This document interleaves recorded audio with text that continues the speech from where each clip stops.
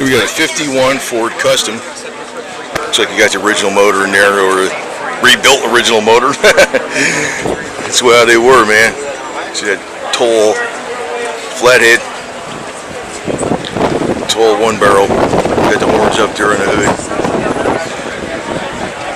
You know, I'm not familiar with these of this time. My time was the 60s basically, but you know, it's you can tell it's got the generator on it. No PCV valve. Remember when they first came out with that, they said, "Oh, that's the air pollution stops the air pollution." PCV valve. It doesn't do that much, to tell you the truth. So got a breather on there. I didn't even have I think I had a PCV valve with my 62 Impala.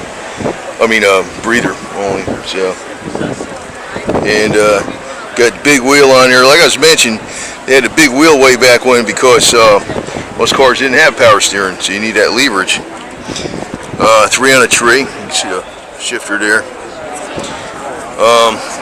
That's nice having the horn hoop, the horn hoop, you know, so you can just get at the horn anywhere you want. Got the wide white walls. And again, you got, I don't know if he had one of those in there or not. He's got this split windshield, visor.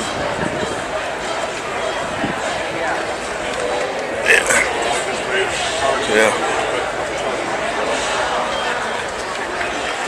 And you got, that's for flushing out your radiator. Got one of those on my car too, man.